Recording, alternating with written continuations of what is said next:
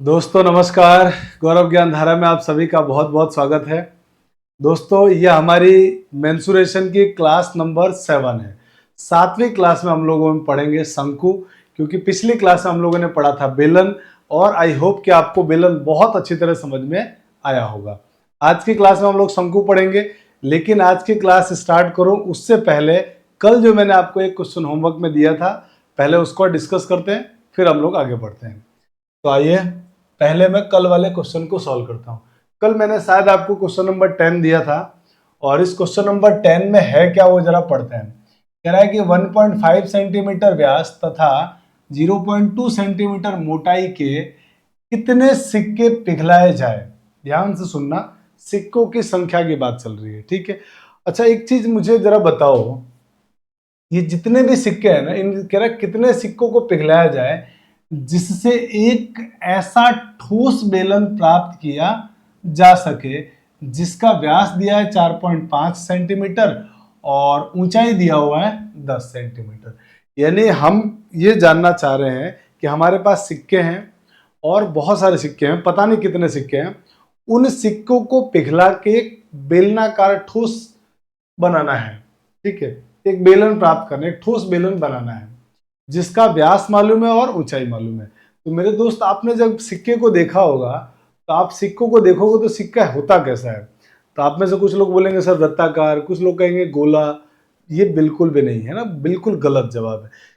जो सिक्का होता है एक्चुअल में वो बेलनाकार होता है। कैसे सर? जैसे जैसे 1 रुपए का सिक्का लो आप, और उसके ऊपर सिक्का सिक्का ऐसा रखते ही जाओ, तो क्या आकृति बना लेगा? तो आप कहोगे सर वो तो बेलन बनाएगा। तो मेरे दोस्त, सिक्का बेलनाकार ही होता है। क्यों होता है बेलनाकार? तो एक्चुअल में आप बेलन की, अगर आपने कल डेफिनेशन पढ़ी होगी या बेलन को देखा होगा, तो हमने जो बेलन बनाया था उस बेलन का आधार भी वृत्ताकार था और उसका ऊपर का भाग भी वृत्ताकार था। तो आप ध्यान से देखोगे तो सिक्के का जो नीचे का भाग होता है ना, वो भी वृत्ताकार होता है और ऊपर का भाग भी वृत्ताकार होता है, और साथ में कुछ उसकी मोटाई होती है, और जो सिक्के की मोटाई होगी वो हमारे लिए बेलन में ऊंचाई होगी। इसका मतलब मेरे दोस्त, जो सिक्का होगा वो एक्चुअल में बेलनाकार होता है। इस बात को ध्यान रखना है। अच्छा अब चलते हैं आगे। जितने सिक्के हम लोग पिघलाएंगे उन सिक्कों का आयतन और एक जो ठोस बेलन बना रहे हैं उस बड़े वाले बेलन का आयतन दोनों का बराबर होगा। और हमसे पूछा है सिक्कों की संख्या। तो मैंने आपको बताया था कि जब भी आपसे कभी भी क्वेश्चन में सिक्कों की संख्या पूछे, यानी संख्या का सवाल आए, तो बड़े के आयतन में छोटे के आयतन का भाग दे दो, सीधा सा सिक्कों की संख्या आ जाती है। तो जब भी संख्या का क्वेश्चन आए ना, तो बड़े के आयतन में छोटे के आयतन का भाग। अब मुझे बताओ, सिक्का तो छोटा होगा और उस बहुत सारे सिक्कों को पिघलाकर बड़ा ठोस बेलन बना रहे हैं, तो उसका आयतन बड़ा होगा। तो बड़े वाले के आयतन में छोटे वाले का भाग। तो मुझे संख्या पता नहीं है, तो मान लिया मैंने संख्या मुझे ज्ञात करनी है। अब मुझे बताओ एक सिक्के का आयतन। तो सिक्के का आयतन, सिक्का बेलनाकार, और बेलन का आयतन आप कहोगे sir pi r square h. तो पाई आर स्क्वायर, तो त्रिज्या कितनी दे रखी है? तो आप कहोगे सर 1.5 सेंटीमीटर तो व्यास है। तो दोस्तों व्यास का आधा होता है त्रिज्या। तो व्यास अगर 1.5 है तो त्रिज्या कितनी होगी? 1.5/2। तो 1.5/2 और आर स्क्वायर, तो इसका स्क्वायर, और ऊंचाई कितना दिया है मेरे दोस्त? 0.2। तो ऊंचाई हो गई इसकी 0.2 सेंटीमीटर, ठीक है। अब संख्या नहीं, अरे यार गड़बड़ है ना अपने पास। एक्चुअल में अपन को है ना बड़े वाले का आयतन ऊपर लिखना था। तो बड़े वाले का आयतन, बड़े वाला बेलन कौन सा? ये। इसका व्यास दिया है 4.5, तो त्रिज्या कितनी हो जाएगी? 4.5 का आधा माने अपॉन 2, तो पाई आर स्क्वायर, तो 4.5/2 इंटू 4.5/2। आप, मुझे लगता है मेरी बात समझ गए। मैं आर स्क्वायर को ऐसे लिख रहा हूँ, आर इंटू आर, और ऊंचाई कितनी है सर? 10 सेंटीमीटर, ठीक है। और नीचे छोटे वाले बेलन पाई आर स्क्वायर, तो इसकी त्रिज्या, तो व्यास है 1.5, तो त्रिज्या हो जाएगा 1.5/2 इंटू 1.5/2, और इंटू ऊंचाई कितना है? 0.2। बहुत आराम से यहां तक की बात समझ में आई। अब आप बस कैलकुलेशन करना है, सिंपल आंसर आ चुका है। तो आपको सर पाई से पाई कट गया, ये 2 से 2, ये 2 से 2 कट गया। अब ध्यान से देखना, मान तो इसका पॉइंट और इसका पॉइंट कट गया, इसी तरह यहाँ भी एक संख्या के बाद यह पॉइंट, यहाँ भी एक संख्या के बाद पॉइंट गिर गया। लेकिन सर इसके पॉइंट को जब आप हटाओगे तो नीचे से एक जीरो ऊपर चला जाएगा। यहाँ तक भी कोई प्रॉब्लम नहीं है। अब बस कैलकुलेशन करना है कि सर अब कैलकुलेशन, तो मैं एक बार लिख देता हूँ क्या बच गया हमारे पास। 45 इंटू 45 इंटू 10 बटा नीचे बच गया सर 15 इंटू 15 इंटू 2, ये बच गया। अब इनको भी जरा कैलकुलेट कर दो आप आराम से। तो 15 एकम 15, 15 तिया 45, 15 एकम 15, 15 तिया 45, 2 एकम 2, 2 पंजे 10, सबका गुणा कर दो। तो 3 तिया 9, 9 पंजे 45, 45 इंटू 10 450। तो मेरे दोस्त आपके पास जो सिक्कों की संख्या आ गई वो 450 आएगी, और यही हमारे प्रॉब्लम का आंसर है, ऑप्शन नंबर ए। तो मुझे उम्मीद है कि आपको बात समझ में आई कि सर ऐसा प्रॉब्लम भी आराम से बन जाएगा। नॉर्मल सी कैलकुलेशन है बस, और कुछ भी नहीं है। तो जब भी संख्या का क्वेश्चन आएगा ना मेंसुरेशन में, हम क्या करते हैं, बड़े के आयतन में छोटे के आयतन का भाग देते हैं, सिंपल सा आंसर आता है। तो देखो मैं तो कैलकुलेशन बहुत आसानी से करता हूँ और बहुत सिंपल तरीके से करता हूँ। आप भी धीरे धीरे ये कैलकुलेशन ऐसे बनाइए। ऐसी स्किल्स जब आप डेवलप करेंगे तो आपके लिए कैलकुलेशन एकदम आसान हो जाएगा कि हम सर एकदम नॉर्मल सोचते हैं, बहुत ज्यादा हाई फाई मैथ्स में सोचने की जरूरत नहीं होती है ना। तो स्क्रीनशॉट ले लो इसका, फिर हम लोग आगे बढ़ते हैं। आइए अब हम बढ़ते हैं आगे। अब हम आते हैं हमारे अगले क्वेश्चन, अगले आज के टॉपिक के बारे में, कि शंकु के बारे में पढ़ते हैं हम लोग, कोन या शंकु। तो सबसे पहले तो जानते हैं कोन या शंकु एक्चुअल में होता क्या है, कैसे बनता है, कैसा दिखता है, ताकि हमको प्रॉब्लम करते समय दिक्कत ना आए, है ना। क्वेश्चन जब भी हम सॉल्व करेंगे तो सर आसानी से बन जाए, उसके लिए आप पहले बताओ शंकु बनता कैसा है। शंकु का आधार जो है ना मेरे दोस्त वो वृत्ताकार होता है। तो मैंने वृत्त बना दिया, और उसके बाद मैं क्या कर रहा हूं, यहां से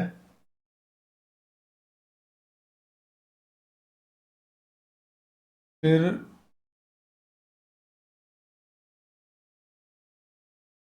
इस तरह का कोई डायग्राम बनता है शंकु का, और ये शीर्ष कहलाता है।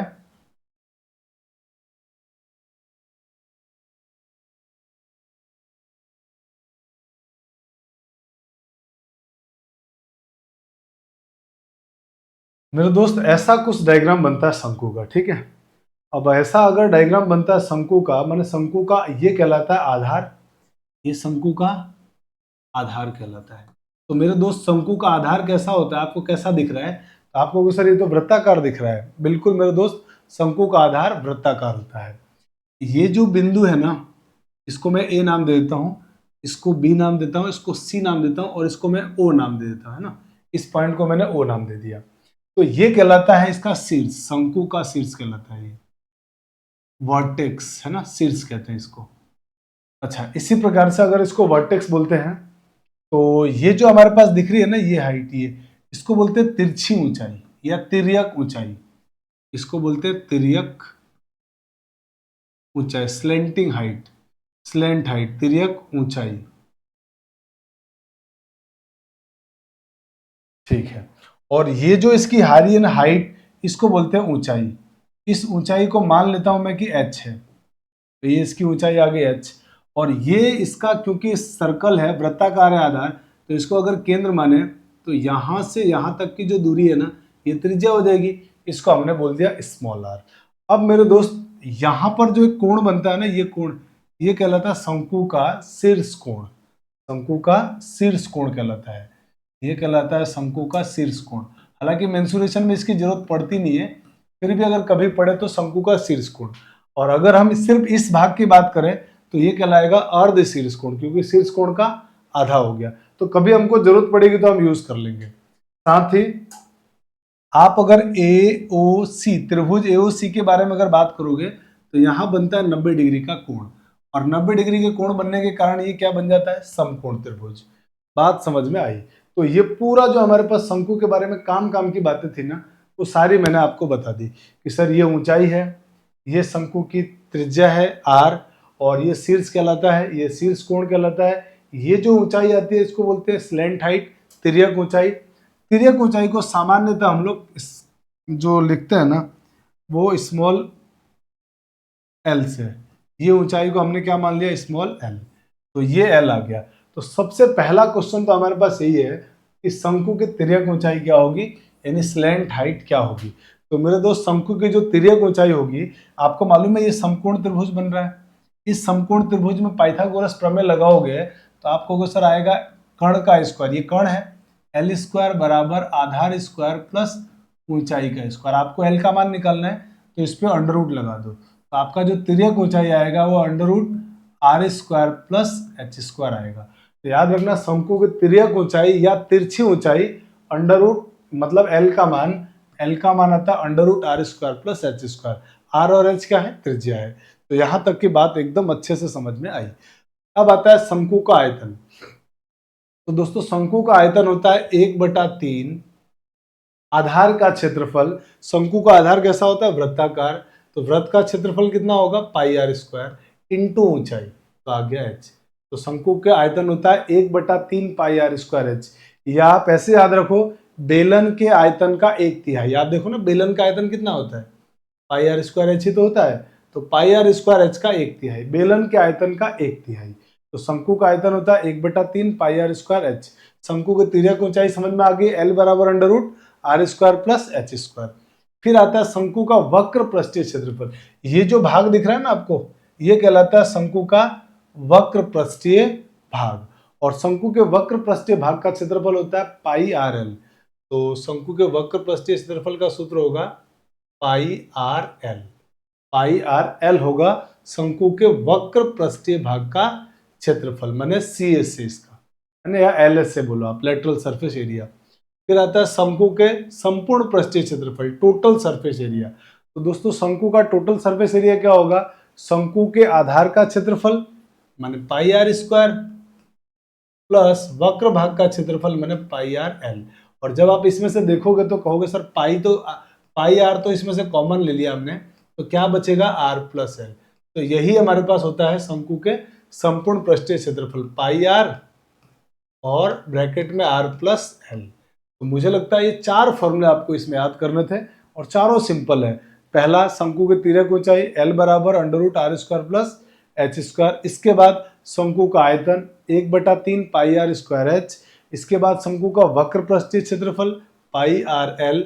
और उसके बाद शंकु का संपूर्ण पृष्ठीय क्षेत्रफल पाई आर ब्रैकेट में आर प्लस एल। तो बहुत आसान है, फॉर्मूले चारों याद।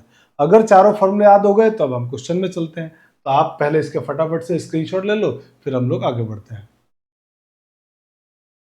आइए दोस्तों, अब हम आते हैं आगे question number first. Question number जो हमारे पास फर्स्ट है, इसमें कहा गया है कि लंब वृत्तीय शंकु का आयतन 1232 घन सेंटीमीटर है। शंकु का आयतन दिया हुआ है, ठीक है, ध्यान रखना। उसकी ऊर्ध्वाधर ऊंचाई 24 सेंटीमीटर है। एच का मान दिया हुआ है 24 सेंटीमीटर। फिर आगे कह रहा है तदनुसार उसके वक्राकार पृष्ठ का क्षेत्रफल कितना होगा। वक्र भाग का क्षेत्रफल पूछा है। आप मुझे बताओ वक्र भाग का क्षेत्रफल तब निकाल, वक्र भाग का क्षेत्रफल होता कितना है, तो आपको सर पाई आर एल। इसका मतलब पाई आर एल होता है, सॉरी। तो आपको पता है आर और एल चाहिए और आर एल मालूम है ही नहीं, इसका मतलब आपको आर और एल निकालना पड़ेगा। कैसे निकालेंगे, देखो शंकु का आयतन दिया हुआ है, शंकु के आयतन का सूत्र आपको सर 1/3 पाई। अच्छा, आंसर में कहीं भी पाई आ नहीं रहा है, तो आप क्या करो, पाई का मान भी यही रख दो। फॉर्मूला तो याद है हमको, कैलकुलेशन बचे, टाइम बचे, उसके लिए सारा काम यहीं से करते हुए चलेंगे। ऑप्शन में कहीं भी पाई नहीं आ रहा है, तो हम क्या करते हैं 1/3, फिर हमारा सूत्र होता है पाई आर स्क्वायर एच, ऐसा मन में बोलेंगे। और पाई की जगह 22/7। फिर सर ऊंचाई दिया हुआ, आर तो पता है नहीं, तो आर की जगह आर स्क्वायर और ऊंचाई की जगह लिख दिया हमने सीधे 24 बराबर 1232। और अब थोड़ा सा आप कैलकुलेशन स्किल को अगर डेवलप करेंगे तो आप कहेंगे सर हम यही काटेंगे, इधर भाग देके काटने में फिर एक स्टेप लिखना पड़ेगा, समय बचाना है। तो हमने यहाँ तक की बात आपको समझ में आई कि हाँ sir 1/3 pi r square h आपने लिख दिया। अब आप आर निकालेंगे तो बहुत आराम से कैलकुलेशन यही करेंगे, ऊपर ऊपर कटता है, नीचे नीचे कटता है। जब बराबर में काटते हैं ना, तो ऊपर वाला ऊपर वाले से कटेगा, नीचे वाला नीचे वाले से। अब देखो कुछ कट रहा है तो काटो सर, कहोगे पहले ये कट गया, देखो 3 से 24 कट गया 8 बार, आराम से कट गया, कोई दिक्कत नहीं सर, कोई प्रॉब्लम नहीं है। अब सर 8 से इसको काट दो, तो 8 एकम 8, और 8 से 12 को काटेंगे तो 8 एकम 8, 12 में से 8 घटाएंगे 4, और दोस्तों 4 और 3 मिलके 43, 43 में 4 का भाग देंगे, 8 का भाग देंगे तो 8 पंजे तो 40, बचा कितना 3, 3 और 2 32, 8 चौके 32, आराम से कट गया सर। अब सर आप आगे काटते हैं। अब आप कहोगे सर 22 से काट दिया 154 को, 22 सत्ते 154 और 7 का इधर गुणा करेंगे तो 49, इधर क्या बचा आर स्क्वायर, आर स्क्वायर बराबर सर 49, आर स्क्वायर बराबर 49। तो मेरे दोस्त यहाँ से आर की वैल्यू हो गई 7। बहुत आराम से आंसर आया, यहाँ सर 7 सेंटीमीटर आ गया। त्रिज्या आ गई, ऊंचाई मालूम है ही, आपको एल चाहिए तभी तो आंसर आएगा। तो आपने एल का फॉर्मूला पढ़ा था कि सर एल होता है अंडर रूट आर स्क्वायर, 7 का square 49 plus h square, H का मान 24, 24 का स्क्वायर तो आपको सर 24 का स्क्वायर होता है 576। अब ये स्क्वायर आपको याद होना चाहिए, और जब दोनों को जोड़ोगे तो 576 प्लस 49, 576 24 दिया तो हो गया 600 प्लस बचा 25, 625, तो ये हो गया हमारे पास 625। और मेरे दोस्त 625 का वर्गमूल 25 आ जाएगा। तो आपके पास एल का मान आ गया 25 सेंटीमीटर। और अब आपसे पूछा था वक्र भाग का क्षेत्रफल, मैंने सी ए से कर्व्ड सरफेस एरिया, तो कर्व्ड सरफेस एरिया होता है पाई आर एल, पाई की जगह फिर से 22/7, आर की जगह 7 और एल की जगह सर 25। अब ये देखो 7 से 7 सर फिर काट दो आप, तो ये 7 से 7 कट गया, इसका गुणा कर दिया, 25 दूनी 50, 0 हासिल 5, फिर 25 दूनी 50 और 5 55, तो ये आ गया 550 सेंटीमीटर स्क्वायर या इतना वर्ग सेंटीमीटर। यही हमारे प्रॉब्लम का आंसर है, मतलब हमारा आंसर आ गया option number B. Option number B हमारा सही आंसर है। तो बहुत आसान है, बस थोड़ा कैलकुलेशन करना होता है, और कैलकुलेशन को फास्ट करने के लिए आप मेरी तरह किया करो, फॉर्मूला लिखते जा रहे हैं और फॉर्मूले में वैल्यू बढ़ते जा रहे हैं। लफड़ा कहाँ होता है पाई में, तो हम क्या करेंगे ऑप्शन में देख लेंगे पाई आ रहा है तो पाई की जगह पाई लिखेंगे, नहीं आ रहा है तो 22/7 लिखेंगे, या क्वेश्चन में दिया होगा कि आप 3.14 लिखो। जब तक 3.14 नहीं दिया हुआ है आप 22/7 ही यूज करिए, जनरली ऐसा होता है। ठीक है, तो आप जल्दी से इसका भी स्क्रीनशॉट लीजिए, फिर हम लोग आगे बढ़ते हैं।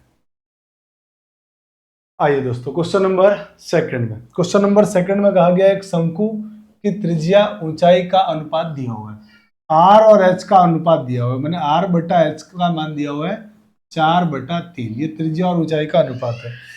कह रहा तदनुसार उसकी वक्राकार सतह का क्षेत्रफल तथा कुल सतह के क्षेत्रफल का अनुपात, वक्र पृष्ठ का क्षेत्रफल और कुल पृष्ठ का क्षेत्रफल पूछा है। तो सॉल्व करते हैं बहुत आसानी से। आप कहोगे सर इसको कैसे करें, है ना, तो अब आप कहोगे कि सर आप इसमें है ना एक प्रॉब्लम ये आ सकती है कि सर एल चाहिए हमको ना, तिर्यक ऊंचाई। तो मेरे दोस्त यहाँ से आर का मान अगर 4 है, एच का मान 3 है, तो एल का मान निकाल लेते हैं।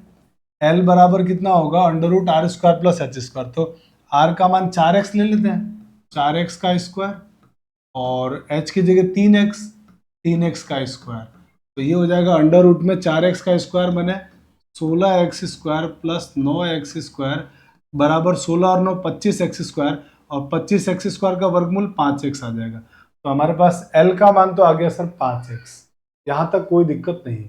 और वैसे भी अनुपात में कट जाता है ना सब मान, कोई घबराने जैसी कोई बात नहीं है। अनुपात में x वगैरह नहीं भी लेते हैं तो कोई प्रॉब्लम आती नहीं, क्योंकि कट जाता, अनुपात ही तो पूछा है। अब वक्राकार सतह का क्षेत्रफल, तो सी ए से कर्व्ड सरफेस एरिया, कुल सरफेस मतलब टोटल सरफेस एरिया, इनका अनुपात आपसे पूछा है। कर्व्ड सरफेस एरिया क्या होगा आपको सर पाई आर एल। आगे चलते हैं, कुल सतह का क्षेत्रफल, कुल सतह कितना होगा आपको sir 2 pi r, sorry pi r plus कुल सतह का क्षेत्रफल। तो कुल मैंने गलत तो नहीं लिखवा दिया ना फॉर्मूला, एक बार देख लेते हैं फॉर्मूला। हाँ पाई आर प्लस आर एल सही लिखा है, तो पाई आर और आर प्लस एल ये हमने लिख दिया, ये कुल सरफेस एरिया का फॉर्मूला होता है। मुझे लगा मैंने 2 लिखवा दिया शायद फॉर्मूले में, इसीलिए मैंने एक बार चेक कर लिया।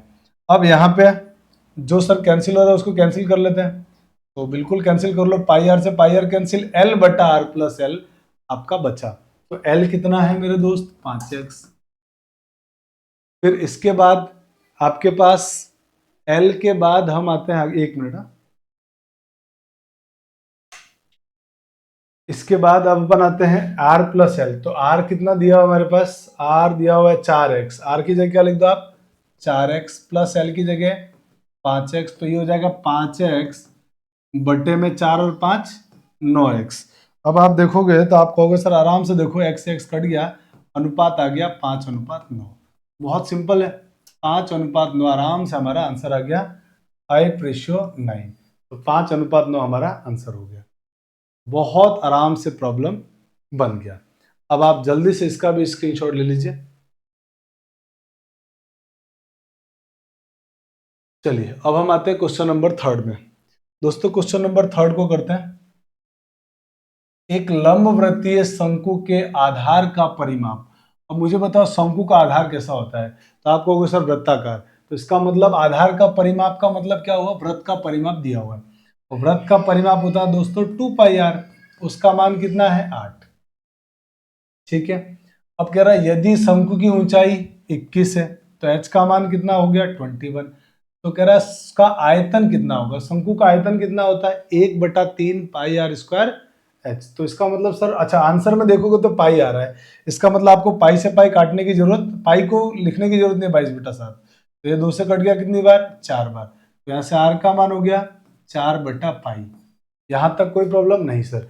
अब आपको आयतन चाहिए, आयतन v बराबर 1/3 पाई r², इसका स्क्वायर, तो इसका स्क्वायर करोगे तो 4 का स्क्वायर 16/पाई स्क्वायर, और h की जगह 21। अब जो कट रहा है उनको काटो। तो आप कहोगे सर देखो ये पाई से एक पाई कट गया, और 3 से 21 कट गया 7 बार, और 7 का 16 से गुणा करेंगे 16×7=112/पाई। यही हमारे इस प्रॉब्लम का आंसर है 112/पाई, मतलब ऑप्शन नंबर ए, इतना सेंटीमीटर क्यूब। ये हमारे प्रॉब्लम का आंसर आ गया। तो यहां तक कोई दिक्कत नहीं है, आराम से क्वेश्चन बन गया। अब हम आते हैं क्वेश्चन नंबर 4 में। तो आप जल्दी से पहले इसका स्क्रीनशॉट ले लीजिए। चलिए अब आते हैं क्वेश्चन नंबर 4 में। दोस्तों क्वेश्चन नंबर 4 में कहा गया है कि आधार की त्रिज्या 7 मीटर और ऊंचाई 24 मीटर वाला एक शंक्वाकार तंबू बनाने के लिए 2.5 मीटर चौड़ाई वाले कितने मीटर कपड़े की जरूरत पड़ेगी। अब देखो शंकु के बनाना है, तंबू बनाना है, और तंबू कैसा होना चाहिए शंकु के जैसा। तो मेरे दोस्त शंकु जो बनता है वो एक्चुअल में ऐसा बनता है। और जब आप तंबू बनाओगे तो तंबू बनाने के लिए जो कपड़ा लगाओगे आप आधार पे नहीं लगाओगे, आप कपड़ा आधार पे कभी भी नहीं लगता है, कपड़ा तो इसी पे लगेगा, इसी भाग पे, यानी वक्र भाग पे लगेगा। इसका मतलब ये हुआ कि आपको वक्र भाग का क्षेत्रफल निकालना है, कितने कितने मीटर कपड़ा लगेगा। तो जितना इसका क्षेत्रफल होगा उसके अकॉर्डिंग हम काम करेंगे।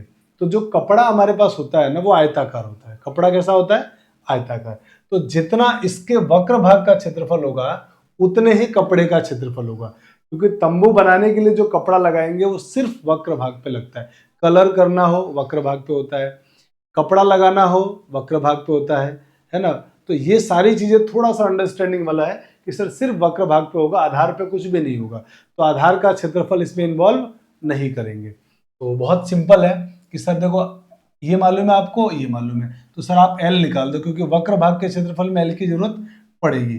तो त्रिज्या की ऊंचाई एल क्या होगी √r² माने 49 प्लस 24 का स्क्वायर 576, दोनों को जोड़ोगे तो हो जाएगा, अभी अपन ने जोड़ा था साथ 625 आया था, और 625 का वर्गमूल 25 हो जाएगा। तो आपका आंसर आ गया यहाँ से 25 मीटर। ये तो आ गया वक्र भाग का क्षेत्रफल, और जितना वक्र भाग का क्षेत्रफल होगा उतना ही कपड़े का क्षेत्रफल होगा। और दोस्तों कपड़ा जो होता है वो आयताकार होता है। तो क्या आ जाएगा हमारे पास, वक्र भाग का क्षेत्रफल होगा पाई, पाई की जगह एक काम करते हैं अपन 22/7 ले लेते हैं। ऐसा क्यों कर रहे हैं हम लोग, क्योंकि हमारे पास जो भी दिया हुआ है ना इसमें क्वेश्चन में वो सब में कहीं पाई नहीं आ रहा है। तो वक्र भाग का क्षेत्रफल पाई, आर की जगह 7, एल की जगह 25। तो ये तो हो गया वक्र भाग का क्षेत्रफल पाई आर एल बराबर कपड़े का क्षेत्रफल। कपड़ा आयताकार होगा, उसमें आपको दिया है कि 2.5 मीटर चौड़ा है कपड़ा। तो कपड़े का क्षेत्रफल मैंने आयत का क्षेत्रफल लंबाई इंटू चौड़ाई, ये तो आ गया इतना। अब शंक्वाकार तंबू बनाने के लिए इतने मीटर चौड़ाई वाले कितने मीटर कपड़ा लगेगा, मैंने लंबाई आपसे कितने मीटर लंबा होना चाहिए। कितने मीटर लंबा कपड़ा लगेगा। यहाँ पे आपको एक चीज और लिखनी चाहिए, लंबा, है ना। तो लंबाई आपको पूछा गया है। क्या आपको ये बात समझ में आई कि हाँ सर यहाँ तक कोई दिक्कत नहीं, आराम से सब समझ में आ गया। अगर समझ में आ गया तो आप बस सॉल्व कर लो। तो कैलकुलेशन में पॉइंट हटाएंगे नीचे 10, आप कैलकुलेट कर लो यहीं। तो आपको सर 25 से 25 कट गया, 7 से 60 कट गया, 10 का इधर गुणा कर देंगे तो एल का मान मतलब लंबाई आ जाएगी हमारे पास 220 मीटर। अब यहाँ पे आप इस एल और इस एल में कंफ्यूज मत होना, ये लंबाई के लिए है, ये तिर्यक ऊंचाई के लिए है। आप चाहो तो इसको कैपिटल एल लिख सकते हो, है ना। तो बात समझ में आ गई कि हाँ सर 220 मीटर आएगा। ऑप्शन नंबर ए आपका सही आंसर है। तो जल्दी से इसका स्क्रीनशॉट ले लो आप। चलिए अब आपने स्क्रीनशॉट ले लिया होगा इसका, बढ़ते हैं आगे प्रॉब्लम नंबर 5 की तरफ।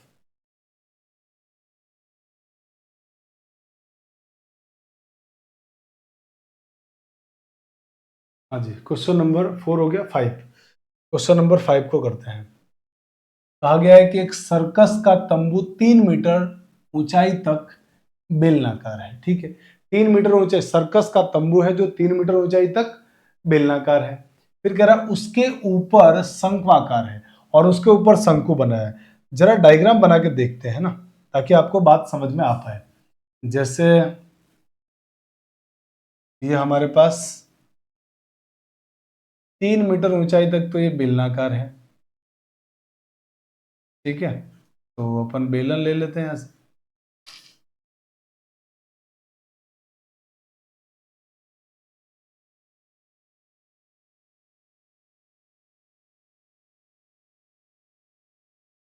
थोड़ा सा इसका डायग्राम बनाते हैं ताकि हमको समझने में आसान होगा। ठीक है, शंकु वाले को मैं थोड़ा अलग कलर से बना लेते हैं।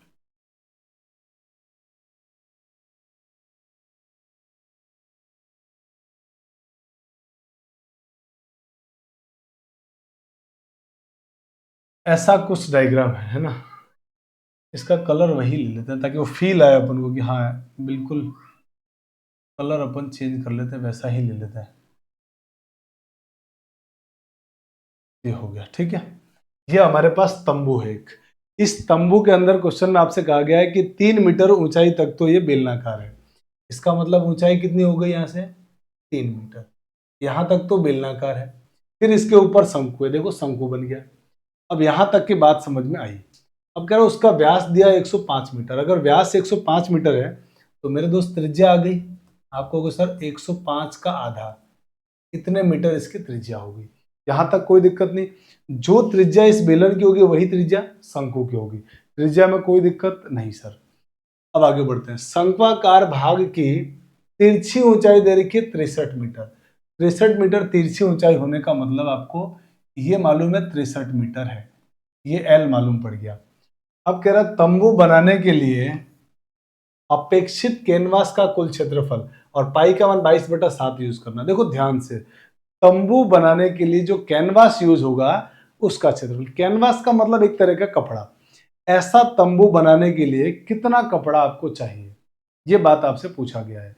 तो मेरे दोस्त कपड़ा जब इस पे डालेंगे तो कपड़ा इनके दोनों के वक्र भाग पर ही लगेगा। तो इसका मतलब आपको दोनों के वक्र भाग का क्षेत्रफल निकालना है। कैनवास का क्षेत्रफल मतलब दोनों के वक्र भाग का क्षेत्रफल। तो हम क्या करते हैं, कैनवास का क्षेत्रफल निकाल लेते हैं, यानी कपड़े का क्षेत्रफल। अब कैनवास का क्षेत्रफल क्या होगा, बेलन के वक्र भाग का क्षेत्रफल प्लस इस शंकु के वक्र भाग का क्षेत्रफल, दोनों को जोड़ देंगे। तो बहुत आराम से आपको बात समझ में आ गई कि सर कैनवास का जो क्षेत्रफल होगा, कैनवास का क्षेत्रफल, कैनवास का क्षेत्रफल होगा कि सर ये होगा बेलन का वक्र पृष्ठ, माने बेलन के वक्र पृष्ठ का क्षेत्रफल आपको होगा सर 2πRH प्लस शंकु का आपको होगा सर πRL। यहां तक कोई प्रॉब्लम नहीं। आपको होगा सर दोनों की त्रिज्या आपने सेम लिए, बिल्कुल दोनों की त्रिज्या सेम ही होगी। अब इसमें भर के वैल्यू कैलकुलेट करेंगे, आंसर आ जाएगा। तो इसमें वैल्यू भरो, तो 2 पाई की जगह 22/7। आप चाहो तो एक काम कर सकते हैं, पाई आर को कॉमन ले सकते हैं ताकि थोड़ी कैलकुलेशन आसान बन जाए, है ना। तो एक काम करते हैं ना, पाई आर को कॉमन ले लेते हैं। तो ये मैंने पाई आर कॉमन लिया, तो पाई की जगह 22/7 और आर की जगह 105/2, ये मैंने कॉमन ले लिया। अंदर बचेगा 2h। h का मतलब ये हाइट है ना, बेलन की हाइट कितनी दे रखी है 3, ये लिख दिया हमने 3, प्लस l का मतलब तिर्यक ऊंचाई इसकी कितनी दी हुई है 63। बस आप कैलकुलेट करो। तो आप कहोगे सर कैलकुलेशन में कोई दम है ही नहीं, ये तो बहुत आसान है। 7 से 105 काट दो तो 7 एकम 7 और 3 बचा, 7 पंजे 35, 2 से काट दो इसको सर 11 बार, इसको करो गुणा, 3 दूनी 6 और 63, 63 में 6 जोड़ोगे तो हो जाएगा 69। तो आपको सर आंसर आ गया ये 11 इंटू 15 इंटू 69। अब इसका गुणा कर दो तो 11, 15 से गुणा कर रहा हूँ, 15 में 135 के 5, हासिल बचेगा 13, और 15 इंटू 6 90, 90 में 13 जोड़ दो 103, 103। अब इनका गुणा तो आपको सर 5, 11 से गुणा कर रहे हैं, 5, 5 और 3 8, 3 और 0 3, 1 और 0 1, और एक और आ जाएगा तो 11,385। तो ये हमारे पास आ गया आपका आंसर, इतना मीटर स्क्वायर या इतना वर्ग मीटर। तो बहुत आराम से आंसर आ गया, ऑप्शन नंबर है 11,385 मीटर। तो ऐसा प्रॉब्लम भी आएगा ना, तो बस डायग्राम थोड़ा सा अगर हम बनाए या मन में सोच पाए डायग्राम को, जैसे ये डायग्राम तो मैंने आपको समझाने के लिए बताया, पर ये डायग्राम आप मन में भी सोचोगे ना तो आपको बात समझ में आ जाएगी कि किस तरह का डायग्राम है। इसीलिए हम लोग हर बात को जब पढ़ रहे हैं ना, एक तो क्या है ना, आप ध्यान से देखोगे तो मेंसुरेशन में इतना टाइम क्यों लग रहा है, हम एक एक टॉपिक पढ़ रहे हैं, एक एक डायग्राम को पढ़ रहे हैं, डायग्राम का देख रहे हैं कैसा होता है डायग्राम, फिर उसके फॉर्मूले जान रहे हैं, फिर उस पर बेस्ड प्रॉब्लम कर रहे हैं। तो इससे हमको एकदम चीज़ों को समझने में आसानी मिल रही है, कि आसानी से समझ में आ रहा है कि हाँ सर ये ऐसा दिखता है, क्यों दिखता है, क्यों इसका ये क्षेत्रफल आता है, ये सारी बातें समझ में आ रही है। ताकि जब हम प्रॉब्लम लैंग्वेज वाले करेंगे ना, तो हर बार हमको डायग्राम नहीं बनाना पड़ेगा, क्योंकि एग्जाम में इतना टाइम होगा नहीं, डायग्राम मन में इमेजिन कर लेंगे कि ऐसा बनेगा और फिर हम लोग फॉर्मूला लगा के आंसर ले आएंगे। ठीक है, तो जल्दी से इसका स्क्रीनशॉट ले लीजिए। अब आते हैं क्वेश्चन नंबर 6 की तरफ।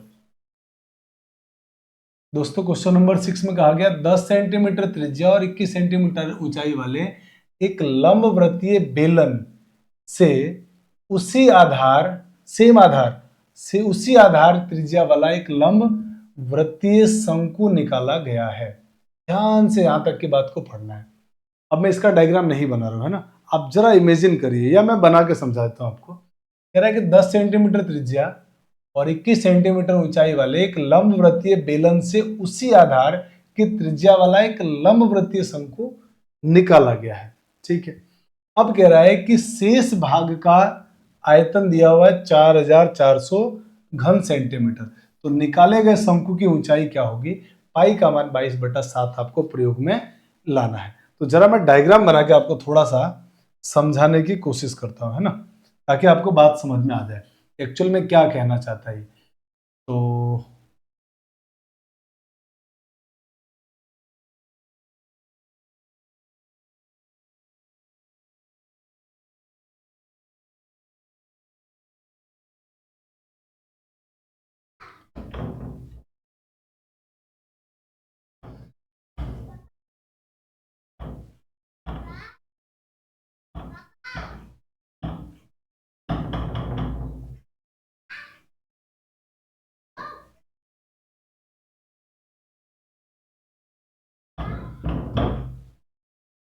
इसका डायग्राम बना लेते हैं हम लोग, अलग से नया ही बना लेते हैं।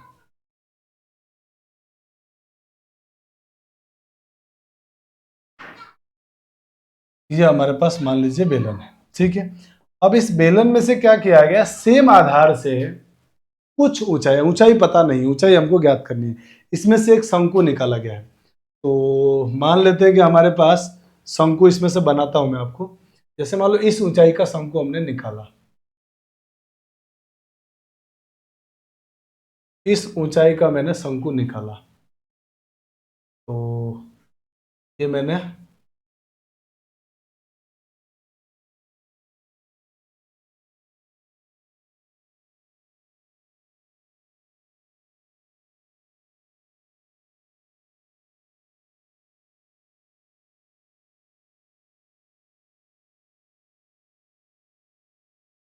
हाँ जी, ऐसा करके कुछ हमने एक शंकु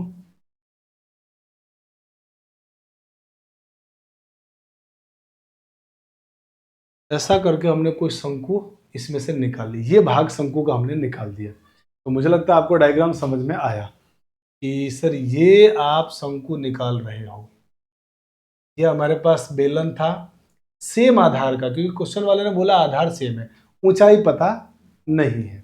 हाँ ये जरूर है, इस बेलन के आधार और ऊंचाई मालूम है। अब मुझे जरा बताओ, जब आप इस भाग को निकालोगे तो शेष शंकु कैसा, शेष भाग कैसा दिखेगा? तो आपको सर शेष भाग जो है ना, अब मैं थोड़ा सा ऐसे रफ ही डायग्राम बना देता हूँ, टाइम बहुत सारा वेस्ट हो जाएगा इसमें। तो शेष जो भाग है ना, मुझे कुछ ऐसा दिखेगा, ऐसा शेष भाग कुछ हमको दिखने वाला है जब हम इस शंकु को निकाल लेंगे। अच्छा, अब यहाँ पे कह रहा है कि शेष भाग का आयतन हमको मालूम है, तो कह रहा है कि शंकु जो हमने निकाला है ना इसमें से, इसकी ऊंचाई क्या है। तो मेरे दोस्त आप बहुत ध्यान से समझिए, शेष भाग का आयतन दिया हुआ है, तो आप क्या करिए, इस पूरे बेलन के आयतन में से इस शंकु के आयतन को अगर घटा दें तो शेष आयतन आ जाएगा। आप लोग सर बिल्कुल सही कह रहे हो, तो बस यही काम करेंगे और हमारा आंसर आ जाएगा। तो डायग्राम से आपको चीज समझ में आ गई कि क्वेश्चन वाला क्या चाहता था। तो यहां से हम क्या करते हैं, बड़े वाले बेलन का आयतन पहले, तो बेलन का आयतन में त्रिज्या और ऊंचाई तो मालूम है, तो बेलन का आयतन होता है दोस्तों पाई आर स्क्वायर एच। तो पाई की जगह हमको क्या यूज करना है, 22/7। तो मैं डायरेक्ट 22/7 लिख के चल रहा हूँ, 22/7 आर स्क्वायर, त्रिज्या 10, तो 10 का स्क्वायर इंटू एच का मान 21। ये तो हो गया बेलन का आयतन। इसमें से घटाना क्या है आपको, इसमें से सर घटाना है आपको इस शंकु का आयतन। तो शंकु का आयतन होता है 1/3 और त्रिज्या सेम लेनी है क्योंकि आधार समान है, तो त्रिज्या हमने सेम ले लिया 10। तो पहले लिख देते हैं 22/7 और त्रिज्या 10 का स्क्वायर। ऊंचाई सर मालूम नहीं, ऊंचाई आपको ज्ञात करनी है और वो दिया है 4400। अब यहां से h का मान निकाल दो, बस बाकी क्वेश्चन में कोई दम बचता नहीं है। तो आप कहोगे सर अब तो बहुत आसानी से हम लोग क्वेश्चन को सॉल्व करने वाले हैं। और सर देखो इसमें से आपको ये भाग है ना कॉमन आता हुआ दिख रहा है, तो पहले सर ये भाग आप कॉमन ले लो। तो ये भाग जैसे हम इसमें से कॉमन लेंगे तो बाहर आ जाएगा 22/7 इंटू 100, 10 का स्क्वायर 100 बाहर, अंदर बचेगा 21 माइनस h/3 और इधर बचा 4400। अब जरा यहीं पे कैलकुलेशन कर लेते हैं ताकि थोड़ा काम हमारा आसान बन जाए। तो देखो 22 से 44 कट गया 2 बार, तो 200 हो गया। ये 2 जीरो से 2 जीरो भी कट गया और 7 का इधर गुणा कर देंगे 14, तो इसका मतलब 21 माइनस h/3 बराबर आ गया 14। और अब आपको h निकालना है तो इस h को उधर ले जाओगे प्लस का, 14 इधर आके माइनस, तो 21 में से 14 घटाओगे 7, तो इधर बच गया 7 और इधर बच गया h/3 और इस 3 का इधर गुणा कर देंगे तो आंसर आ जाएगा यहाँ से h का मान 21 सेंटीमीटर। तो मतलब हमने जो शंकु निकाला है ना, उस शंकु की ऊंचाई कितनी होगी, 21 सेंटीमीटर होगी। इसका मतलब मेरे दोस्त जो हम शंकु निकाल रहे हैं ना, उसकी ऊंचाई भी उतनी ही है जितनी बेलन की ऊंचाई है। तो मतलब सेम हाइट का हम लोग इसमें से शंकु निकाल रहे हैं। तो ये जो हमने डायग्राम बनाया था वो ना हो कि डायग्राम यहाँ था, मैंने यहाँ तक था, पर हमको मालूम थोड़ी था, तो हमने निकाला तो मालूम पड़ा कि हमारे पास h का मान 21 आया। तो इस प्रकार के प्रॉब्लम भी हम लोग इसी तरीके से आसानी से जैसा जैसा बोलेगा बस वैसा वैसा करके कैलकुलेशन कर लेंगे, आराम से आंसर आ जाएगा। तो आप जल्दी से इसका भी स्क्रीनशॉट ले लीजिए, फिर हम लोग आगे बढ़ते हैं। अब आइए, अब बढ़ते हैं क्वेश्चन नंबर 7 की तरफ। दोस्तों क्वेश्चन नंबर 7 में कहा गया आपसे कि उस शंकु का आयतन कितना होगा जिसके आधार की त्रिज्या 6 सेंटीमीटर है और तिरछी ऊंचाई 10 सेंटीमीटर है। तो शंकु का आयतन निकालना है, तो आयतन के लिए तो h चाहिए क्योंकि 1/3 पाई आर स्क्वायर h होता है और हमको l मालूम है, तिर्यक ऊंचाई दिया हुआ, तिरछी ऊंचाई दिया है। तो आपको सर पहले इससे है ना आप h निकालो।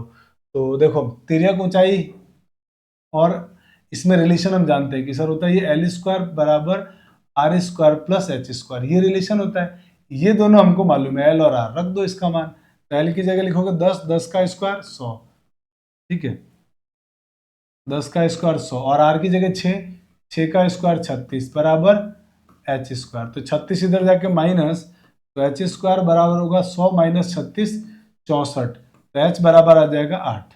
स्क्वायर निकाल रूट निकाल दिया तो एच का मान आ गया 8।